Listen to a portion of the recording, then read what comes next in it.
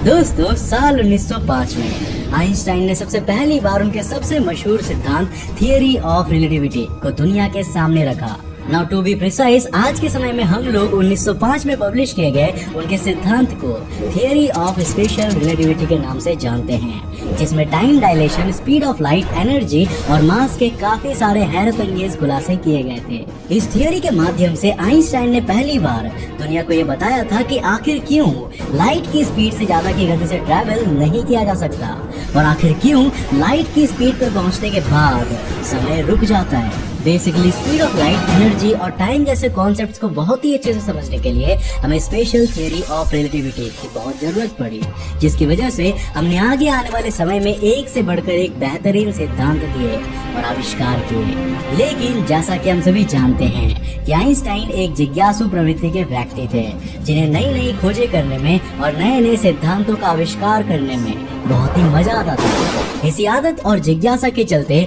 उन्होंने कभी भी अपनी खोज को नहीं रोका और लगातार 11 सालों तक अलग अलग थॉट एक्सपेरिमेंट्स और ऑब्जर्वेशंस करने के बाद साल 1916 में उन्होंने पूरी मानव सभ्यता की सबसे क्रांतिकारी थियरी को पब्लिश किया, जिसे हम सभी जानते हैं थियरी ऑफ जनरल रिलेटिविटी के नाम से। सही बताया जाए तो ये मानव इतिहास में किसी के भी द्वारा दी गई ना सिर्फ सबसे बेहतरीन थियरी है, बल्कि एक ऐसी कॉम्प्लेक्स थियरी भी है जिसको आज तक समझना और प्रैक्टिकल लाइफ में एक्सपेरिमेंटली देख पाना ऑलमोस्ट हर वैज्ञानिक के लिए एक चैलेंज है। वैज्ञानिकों को ऐसा लगता है कि जब वो थियरी ऑफ जनरल रिलेटिविटी की मदद से पूरे ब्रह्मांड के सच को समझ चुके हैं, तभी उनके सामने कोई ऐसा फिनोमेनन आ जाता है जो उनके दिमाग को एक बार फिर से टटोल देता है और कहता है कि शायद इस फैक्टर पर जनरल थियरी ऑफ रिलेटिविटी भी गलत साबित हो जाए। ऐसा ही एक और बेहतरीन मुकाम भी हाल ही में हमारे वैज्ञानिकों ने देखा था, जिसमें आइंस्टाइन की थियरी ऑफ जनरल रिलेटिविटी दांव पर लग गई थी और एक ऐसा मोड़ आ गया था जब जनरल थियरी ऑफ रिलेटिविटी को